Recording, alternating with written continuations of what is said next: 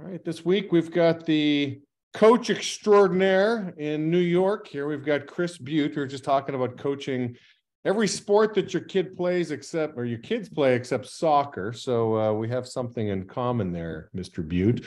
But it's a pleasure having you on. Let's just talk right off the bat about Bora Bora. You just came back from Bora Bora. Any thoughts? That place is magical, man. It's just pure peace and quiet and relaxing. It's like, it's kind of hard to do work there. And I found a way, but it's kind of hard to do work there. And, there's not a lot to do. I will say that. It's just pure relaxation. You went on some jet skis, did some snorkeling, got on some boats, just a lot of drinking, relaxing, hanging out with some cool people. And the water, man, you jump right into the bungalow, off the bungalow. It's like 20 feet down, and you can see the bottom crystal clear, like a pool. It's crazy. And it's cool. Swam with some sharks, swam with some, stingrays, had a blast, connected with some great people, and a lot of fun and just relaxing. So I enjoyed it a ton. Yeah, you're motivated to do it again, I bet, for 2024. Oh yeah, yes. I think we picked the places already. So there's like 4 or 5 places that we're talking about, and hopefully we one of those 4 come into. Well, we did one of the 4 are going to come into play. I don't know if they're making the official announcement. You'll see that too. All right, and so Chris, we were chatting before. It's interesting. I've heard Brennan talk about this, Brennan Falkerson, on how he's raised his standards and why he's raised his standards, how he's raised his standards. But you're on that same page. Like you're kind of on this journey right now that you're expecting the average rep in your organization to make $1,000. Your new standard, 1,000 per week from 800. So quite a bit of a lift, a 25% lift. But you want to talk a little bit about standards and your expectations? Yeah, I mean, I think the most important thing is like, when we look at the people that are in the bottom of our office, right? Those are the ones that usually give us the headaches. Those are the ones that fight the resistance of any change. Those are the people that are typically with the biggest excuses, setting the wrong example, just living your life and making your life miserable in your office and making you not want to show up with the right energy. And I'm very, very, very, very big on protecting my energy. So, if you're a person that drains my energy in my office, you're not going to be there very long at all. So, the people that want the life of $800 to $1,000 are typically the people that you want to work with. Now, listen, I've been doing this game now for 17 years, and I can tell you the only reason why I stay motivated to do it is not because of the entry level people. I actually don't want to work with those type of people anymore. I don't want to work with the person that can't get to work on time, and you have to worry about whether they're going to be calling in sick or if they're showing up that day. I just don't want to work with those people. And I had conversations with Gary and Vera, and I said, listen, I don't know how much longer I can work with this entry level mindset. She said, well, then why are you still working? And I was like, that's a good question. Why am I still working with those people? Why don't I just set my bar higher so the people that come into my business are the people that I want to hang with? And any of those people are going to have to make at least $60,000, $70,000 a year. So in order to just stick around for the opportunity. So I started by that. It's just like, hey, I don't want the people that are making $400 or $500. They're going to be the people that complain, and they're going to be people that. So then I just started with that mindset. I'm running now. Currently, I'm running. Well, Monday I start my 4th program. I'm running EDM. I do the ERTC, Connect Me Better, and then I do Verizon, and then we start an Amazon pilot on Monday. So I just run the office like EDM. Like my B2B offices and every one of my other offices are ran like EDM. Like if a guy doesn't make money in 2 weeks, they're gone. And to live in New York, you can't make less than $800 even living at home, because your car payment, your car insurance, and everything else is going to be over that. So it's really easy to hold that standard, because it's like, hey, you just have that conversation and you're real simple with them. It's just like, hey, listen, I care about you as a human. This job is not for you. You cannot make enough to live, and I don't feel good giving you a paycheck. Therefore, whether I'm not the right coach or you're not the right player, whatever it is, this relationship didn't work out. Hopefully you learned something from our office. I wish you nothing but the best. And I just kind of hold my standard to that. And, I have some leniency with it. The leniency is that guy extra miling it? We have certain things in place now with GeoPoint and trackers.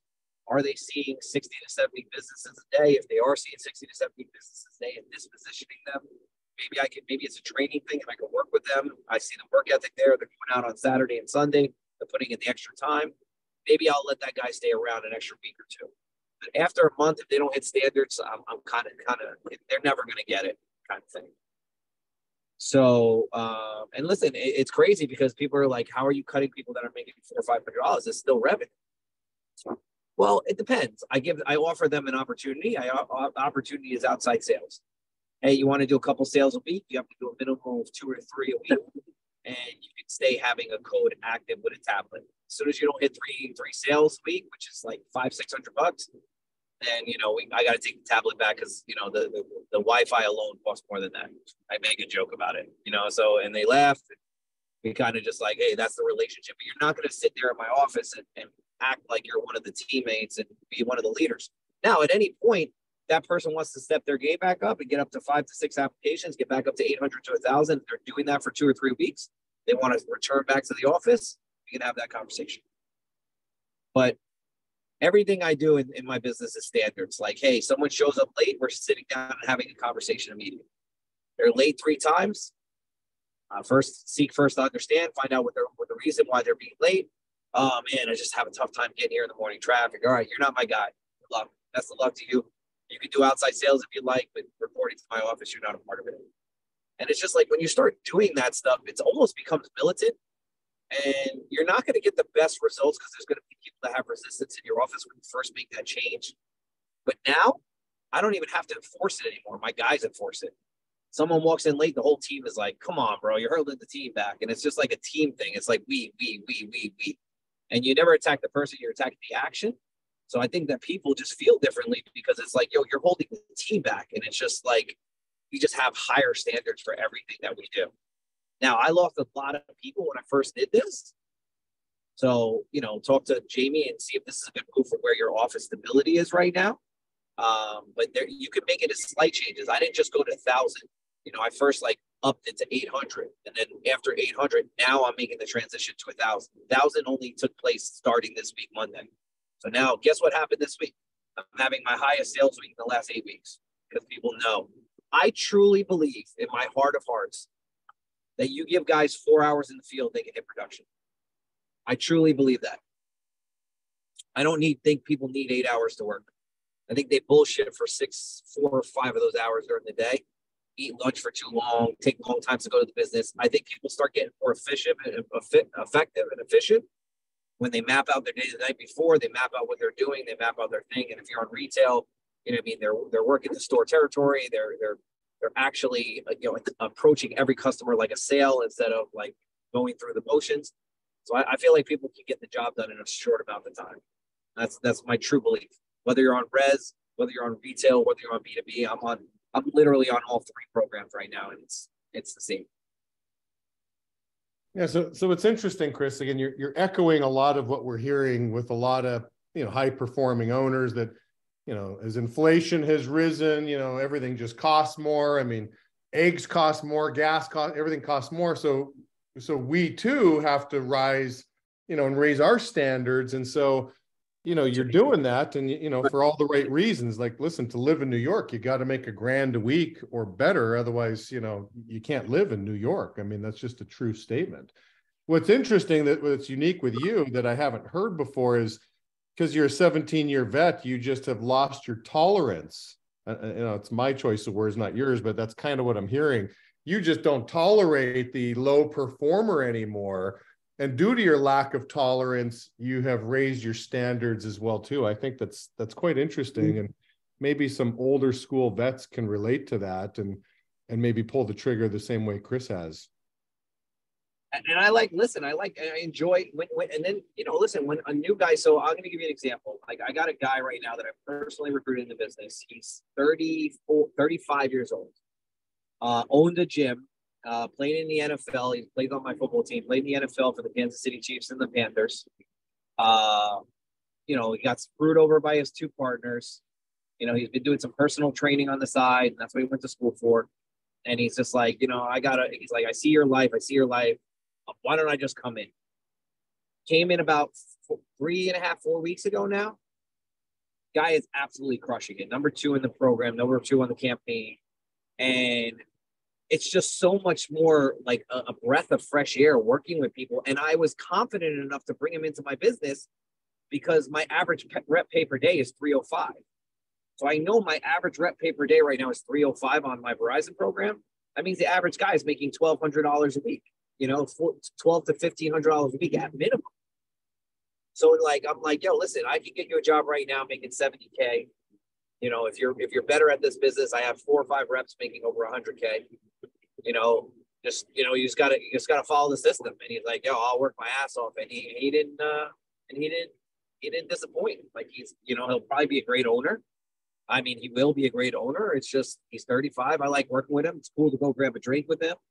You know, like office nights are a lot more fun when you got people that you enjoy hanging around with. And I've learned that the hard way. Like, dude, there's times in my office where I don't want to be there for office night because I just don't click with any of the people. They're all younger. It's like I don't relate anymore. I got 3 kids, you know, and I'm seeing, you know, when I grab the people that I actually enjoy hanging out with, you know, it makes office night makes me more motivated to stick around in this game for a lot longer, you know. And I give myself 5-year contracts in this business until I stop running an office, and I keep giving myself that 5-year contract because I'm like, well, there's 2 or 3 guys I got to get promoted. That's going to take at least 2-3 years, and I just keep re-upping my contract. So hopefully I can hang around running this thing for another 10 years or so.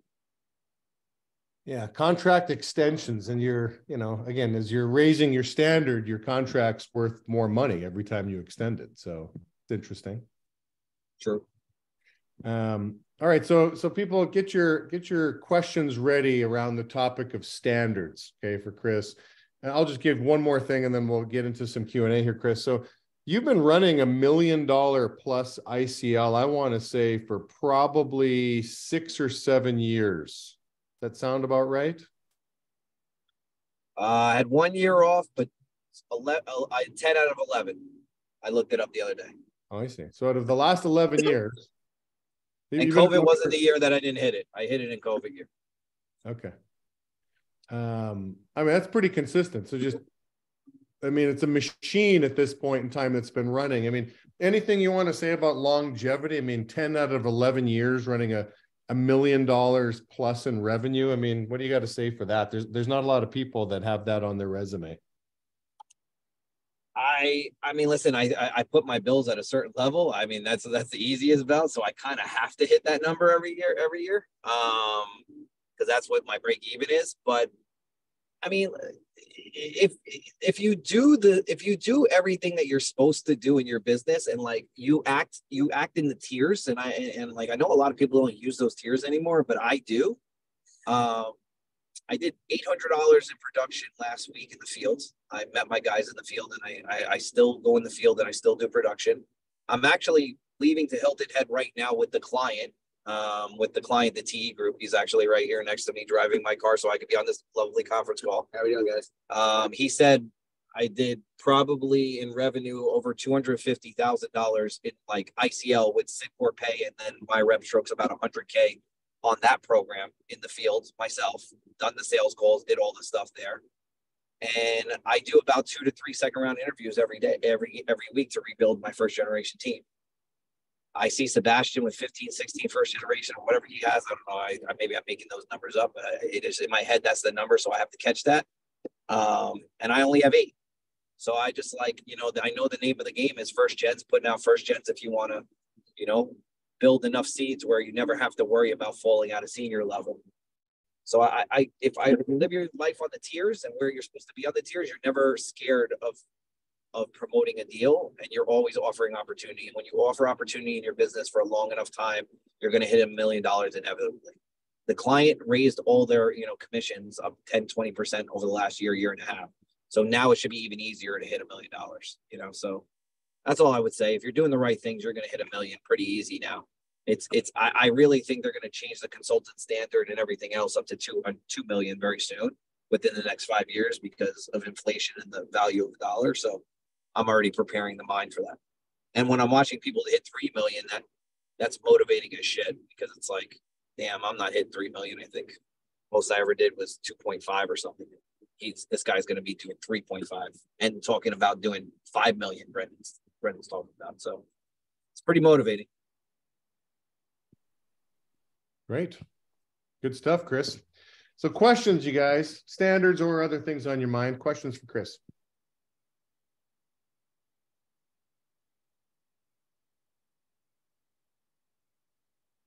That's a great question.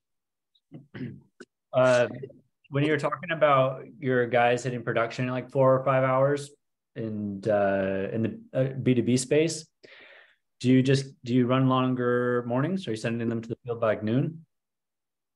No, I don't actually do that. I just feel like they could do that. And I watch the people that are good. Like I watch the top producers, and like, listen, and when you're in the field, and I'm still in the field, I know once you're seasoned enough and know the campaign enough, how long it takes to really close. Because think about any assistant manager, they only have half the day. They got to do prelims. They got to rookie managers. They find a way to close within that short period of time. I just think that the guys in the field are doing personal shit, and like, you know, they're doing shit that they're not supposed to, or they're not, or their heart's not in it when they're starting to work. You know, let's say if you're retail, and you know they're not pitching the first customer like they pitched the last customer. And I truly believe if someone really locked in for 4 hours a day, they would get results. It's just law of averages inevitable. And I truly believe that if they have a decent attitude and they're decent at sales, they can hit the revenue. I just think there's a lot more hours in the day. That's why I'm comfortable raising my standards across the board. So like, and I know what people say. It's like, oh, well, it's easy to do that when you're running a high performing office. Cool. Well, about 7 weeks ago, I was down to 6 people in my office because I fired everyone after GeoPoint. Now we're back up to 24 on Verizon. So it's like, it works. It works if you're doing the right thing and you have a good recruiting funnel and you got those gears in play, and you're willing to do second round interviews and train the people yourself. Because the biggest seller of your business is you. And I know people don't want to do that. And give me a person that's not doing $1 million and I'll tell you what they're not willing to do. That's the easiest bout I could say. And that might be for whatever reason it is. You know, it's like, you can't say you don't have enough time, because I promise you, I'm running 4 programs and I have 3 kids and I coach every one of them. You have enough time. You just don't want to make the time. Things are more important to you. And once you center that, and if anybody feels like I'm talking about them on the call, I am. You know, that's the best part about like calls like this. You know, like if you feel like I'm talking about you, I probably am. And listen, there's time, and I'm not human. There's times that I'm not willing to do that either. Sometimes like my head's not in the game. Like I feel down on myself. I don't feel like I can do it. I feel like even recently, like the campaign has made some major changes. Promotions have gone up, and I'm like, there's so many issues on 5G and all the crap that's going on. And I'm just like, this is the question I ask myself every single time when all that shit happens. Am I doing everything right in my office where I can point the finger at the client? And if I'm not, it doesn't matter how good the promotions are, or how good the client is, or how good the other shit is, because when all that stuff comes and they fix all that stuff, which is inevitably Sid Core's job and the client, you know, Vera's job and Rich's job, when they fix all that stuff, am I going to be ready to rock when that happens? And if the answer is no, then you know what you got to do, you know? So, hello? That's kind of my take on that. Hey, what's up, Patty? I was going to actually call you, but my buddy's on a conference call, so yeah, I got a recruiting question. Do you have a basic, fundamental, like non-negotiable recruiting standard? Or when you have a chance? It's Gareth, by the way. Okay. Yeah. So recruiting standard in what? In my second round interviews with my new guys? I won't be there till about 10:30. What do you mean? Like, is it? I don't know, like high level. Like, I'll give you an example. Mine is I just want to out-recruit my turnover. That's always like my recruiting strategy. Do you have anything like that? No, I mean, I don't really need to anymore, because my recruiter is a savage and she needs to make money, and I just put enough incentives in place where she wants to hit those incentives on a weekly basis. So I know that she's working her ass off every single day. Now, listen, if there's a week where we're getting 13 seconds or 14 seconds, then there's a conversation that definitely needs to be had. But between having a remote recruiter, Another person, my niece works for us from California, and then Natalie as my 4-time org recruiter. We're usually getting 30 seconds a week, 30, 35 seconds on the Verizon program. That's split between me and my partner. And then I get probably another 15 to 20 on EDM, and then like another 5 on my Connect Me Better. So I'm getting 40 to 50 seconds a week. It's just spread out. They're different. And all my recruiting is separated to 3 programs. So each recruiter is a program where they don't correlate to each other. But I don't really ever have to set standards with that, because it never really falls behind. So I'm probably not the right person to ask. But when I have a rookie deal and I'm coaching my rookie deals, yeah, 25 seconds is the standard. Like if you're not hitting 25 seconds, you can't run $1 million offense. That's my take. Unless you're really good, unless you have some genuine skill. I'm talking about the general, because everyone's going to point out the one guy that can do it, like Sebastian or Brennan, and gets like 10 and makes it work. Great. Are you Brennan? Are you Sebastian? If you're not, let's circle back around, you know. And I'm not saying that you're not, Gareth, you are, but like, you know, saying like most of my deals say the shit. Well, Sebastian said, I'm like, okay, you're not Sebastian. Do you hear that man talk on stage?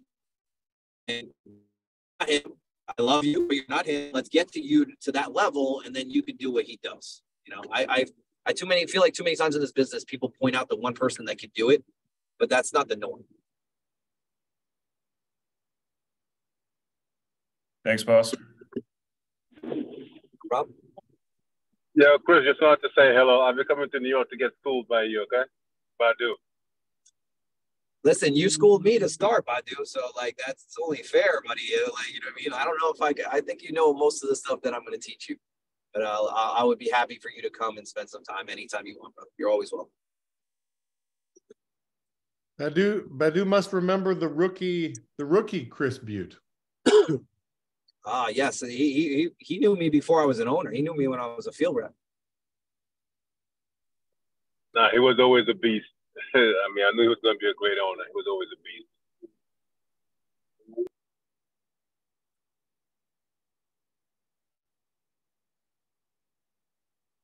All right, any other questions? We have Chris for 5 more minutes, you guys. Oh, Stephen raised hand, I see. Go ahead, Stephen. Yeah, just to clarify, you said your standards are 1,000. Is that minimum standards, as in you get fired if you do less than 1,000, or is that your interviewing standard? So no, 1,000 is my leadership standards to be in my leader room. And the way I do my leader room is to do everything, responsibilities, interviews. My interview is actually a lot worse. Like right now, if you want to be on my interview, you need to be doing over 2K a week to get an interview in my business, because the top 5, I go off the top 5 of the trend, and I usually have 5 interviews every day. Number 6 usually doesn't get an interview, you know. So top 5 right now, I know it's over, they're all over 2K, you know, so I know that for a fact. Now, maybe like 5 weeks ago when I was on my lower, you probably could have gotten an interview at, you know, you would have gotten an interview, but I don't give an interview unless you do $1,000. I'll do the interview myself. I'll literally tell my admin, hey, reschedule these 2 for 9:30 and 10, and I'll do all 3 myself. And I just hold that standard. You don't do 1,000, you don't get an interview. You don't build your team. Why am I going to teach them that? Because as a rookie owner, they need to be able to perform in the field to keep their business alive. We've all had to survive by going in the field ourselves and making our business survive. If they can't do that, then this is not the right business for them. And I know there's people that don't go in the field and run a good business, but like it's not repeatable. You know what I mean? It's like you got to wait for that white rabbit to come back in your office. So like the best piece of advice I can give you is 10 out of 11 years, $1 million. That's because I was able to replace the people when they left. You know what I'm saying? It's like the cycle continued, the new people continued. And if they didn't, then I was that cycle. I stepped in as that cycle. So I created the revenue for them. So yeah, I mean, they don't do any responsibilities. Now the firing part, we just moved it from 800. So I'm giving a little bit more leeway for the people that are 800. Once you start hitting the 600 range, we have conversations about you not reporting to the office anymore. Which I have a bunch of those reps. They're not bad. Like one's a light bill, one's a car payment. I don't know. They're good people. I like them. They're business. It's business. I just don't want them around my new guys. You know, I don't want them seeing paychecks of my new guys So like they'll ask me, I'm like, they'll see the ghost. They call him the ghost in the office. They're like, oh, the ghost did a sale today. Why does it, why does he only do one or two? I'm like, oh, he does this part-time. Even if he is doing it full-time, I say he's doing it part-time because I can mentally say, he's probably mentally doing it part-time. He's not doing this full-time because if he's doing full-time, he would get the results like everyone else here. And you create a culture. You create a culture of people just doing that. That's what happens. And it's not, you got to ease your way into that. It's not like start with whatever your standard is right now. But if your standard's 500, good Lord, like, I don't know how you live on $500. Like, most of the sales on most campaigns nowadays are worth 500. I know EDM is like, you can do EDM, you can do a $300 sale on EDM pretty easily. I know Verizon, you can do a sale for 300 easy. So you got to do 2 sales in a week or a sale and a half. If someone's not able to do that, then, chances are pretty high that they're not going to be here very long, I got one last question. You got the Devils or the Rangers tonight? I'm a Ranger fan, my friend. The Rangers put a whooping on the Devils last night, 2 nights ago.